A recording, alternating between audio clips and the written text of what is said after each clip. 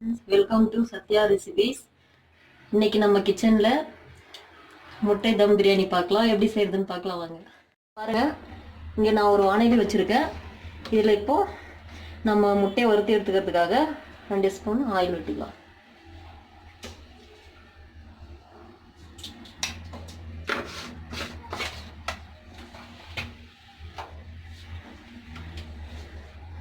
Case அடுப்பு எப்பவும் சிம்மில் வச்சுக்கோங்க. ஏன்னா மசாலா பவுடர் போடும்போது எல்லாம் கருகிடும். கொஞ்சம் சில்லி பவுடர் அவங்க காரத்துக்கு தகுந்த மாதிரி போட்டுக்கோங்க. அப்புறம் கொஞ்சம் டர்மரிக் பவுடர், மஞ்சள் தூள், அப்புறம் சால்ட் கொஞ்சம்.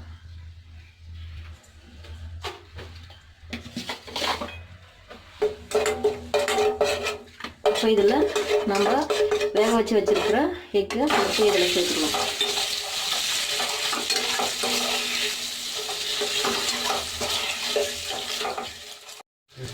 பாருங்க, முட்டை இந்த அளவுக்கு ரோஸ்ட் பண்ணி எடுத்துக்காங்க. இப்போ நமக்கு இது ரெடி ஆயிடுச்சு. இதை எடுத்துட்டு நம்ம இப்போ பிரியாணிக்கு ரெடி பண்ணலாம். பாருங்க ஃப்ரெண்ட்ஸ், இது நான் சாப்பாட்டு அரிசி எடுத்திருக்கேன். நான் 1.5 கிளாஸ் எடுத்திருக்கேன். இதை நல்லா ஊற வச்சு வச்சுருங்க. ஒரு 15 மினிட்ஸ் ஊறணும். அப்போ தான் நமக்கு பிரியாணி நல்லா வரும். அப்புறம் பிரியாணிக்கு தேவையான பொருட்கள்: இங்கே வெங்காயம் கட் பண்ணி வச்சுருக்கேன், ஒரு மீடியம் சைஸ் வெங்காயம். அப்புறம் கருவேப்பிலை, கொத்தமல்லி, புதினா, பச்சை மிளகாய் ஒரு 5 பச்சை மிளகாய் எடுத்து கீறி வச்சுருக்கேன். இது இஞ்சி பூண்டு பேஸ்ட் 1 டீஸ்பூன் இருக்குது. இது பிரியாணி இலை, பட்டை, கிராம்பு, ஏலக்காய். இது தக்காளி 3 தக்காளி எடுத்துருக்கேன்னா. இதில் 1 டீஸ்பூன் சில்லி பவுடர் மிளகாய் தூள் இருக்குது. அப்புறம் 2 டீஸ்பூன் தனியாத்தூள் இருக்குது. மஞ்சள் தூள் கொஞ்சம். இப்போ பாருங்க, நம்ம பிரியாணிக்கு தேவையான ஆயில் போட்டுக்கலாம். எண்ணெய் 2 டீஸ்பூன்.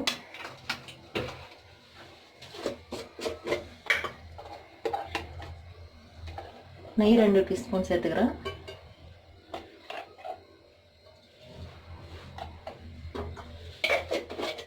இப்போ எண்ணெய் நல்லா சூடாயிடுச்சு. இதில் பட்டை, கிராம்பு, ஏலக்காய் சேர்த்துக்கலாம். பிரியாணி இலை எல்லாம் இது நல்லா பொரிஞ்சதும் கருவேப்பிலை, இந்த மாதிரி நீல வாக்கில் நறுக்கி வச்சுருக்க வெங்காயம் சேர்த்துக்கலாம்.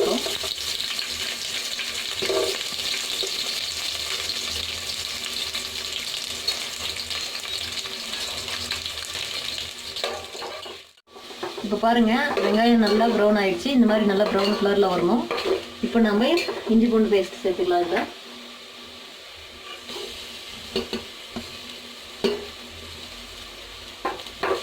இஞ்சி பூண்டு பேஸ்ட் சேர்த்து இது நல்லா ஃப்ரை பண்ணிட்டாங்க. இப்போ இஞ்சி பூண்டு பேஸ்ட் வதங்கிடுச்சு. இதில் இப்போது பச்சை மிளகாய் சேர்த்துக்கலாம். இப்போ நம்ம எடுத்து வச்சிருக்கல புதினாவில் பாதி சேர்த்துக்கலாம். மீதி பாதி தம் போடும்போது கொஞ்சம் சேர்த்துக்கலாம்.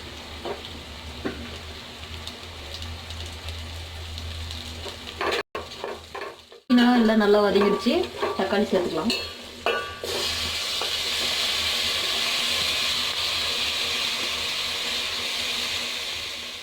தக்காளி நல்லா வதங்கிடுச்சு பாருங்கள்.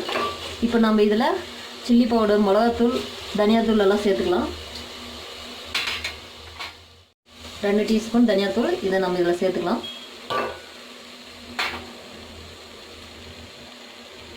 கொஞ்சம் மஞ்சள் தூள்.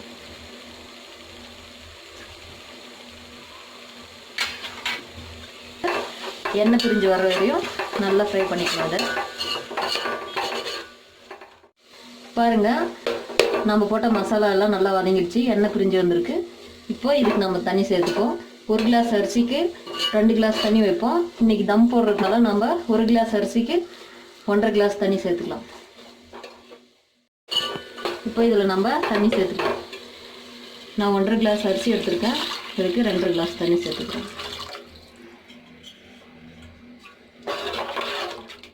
இப்போ நம்ம பிரியாணிக்கு தேவையான கல்லுப்பு சேர்த்துக்கலாம். இதில் தண்ணி நல்லா கொதிச்சு வரணும். கொதிச்சு வந்ததுக்கப்புறம் நம்ம அரிசியை போட்டுக்கலாம். பாருங்கள், நல்லா தண்ணி கொதிச்சிருச்சு. இப்போ நம்ம அரிசியை சேர்த்துக்கலாம். அரிசியை நான் கழுவிட்டு 2 டைம் நல்லா ஊற வச்சுருக்கேன். இப்போ ஊற வச்சுருக்கிற அரிசியை சேர்த்துக்கலாம்.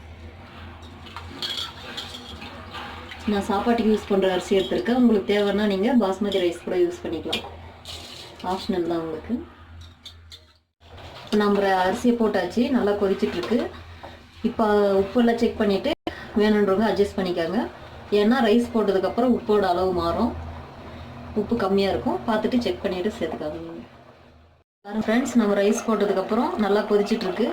இது நல்லா பாதி வெந்ததுக்கப்புறம் நம்ம தண்ணியெல்லாம் வடிஞ்சதுக்கப்புறம் தம் போட்டுக்கலாம். நம்ம பாருங்கள் ஃப்ரெண்ட்ஸ், நம்ம போட்ட ரைஸ் இப்போது பாதி வெந்துருச்சு. இப்போ நம்ம இதில் கொத்தமல்லி, புதினா, நெய் சேர்த்துட்டு முட்டையை சேர்த்து எல்லாம் ஒரு கிண்டு கிண்டி விட்டுட்டு தம் போட்டுக்கலாம்.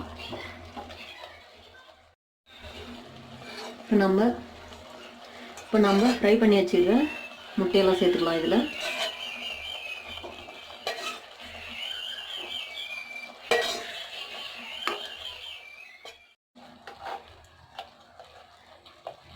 இந்த மாதிரி சைட்லலாம் கொஞ்சம் எடுத்து விட்டுருங்க. எடுத்து விட்டுட்டு அப்படியே நெய் சேர்த்துக்கோங்க.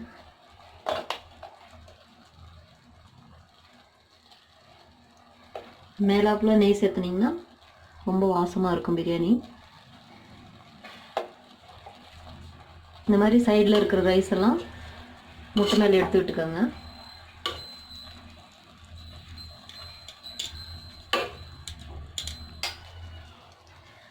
மேலாப்பில் கொஞ்சம் கொத்தமல்லி, புதினாவும் தூவிட்டு தம் போட்டுக்கலாம். இந்த மாதிரி ஒரு தோசை தவா எடுத்துக்கோங்க. எடுத்து இது நல்லா சூடு பண்ணிவிட்டு 20 மினிட்ஸ் நம்ம தம் போட்டுக்கலாம். பாருங்கள் ஃப்ரெண்ட்ஸ், தவா நல்லா சூடாகிடுச்சு நம்ம வச்சது. இப்போ தம் போட்டுக்கலாம். நம்ம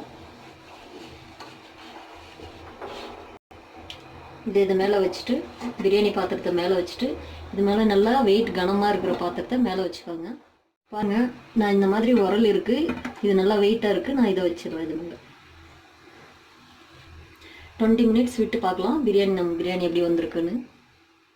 20 மினிட்ஸ் ஆயிடுச்சு. 20 மினிட்ஸ் விட்டு கேஸ் ஆஃப் பண்ணிவிட்டு ஒரு 10 மினிட்ஸ் விட்டு ஓப்பன் பண்ணி பார்க்கலாம்.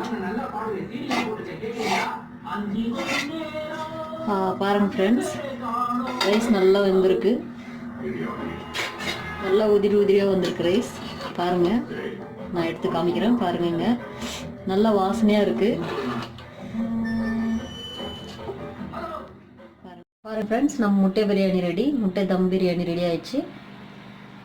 இந்த வீடியோ உங்களுக்கு பிடிச்சிருந்தா சப்ஸ்கிரைப் பண்ணுங்கள், லைக் பண்ணுங்கள், பெல் ஐக்கானையும் கிளிக் பண்ணிக்கோங்க. அப்போ தான் நாங்கள் போடுற வீடியோஸ் உடனுக்குடனே உங்களுக்கு அப்டேட் ஆகும். Thank you friends.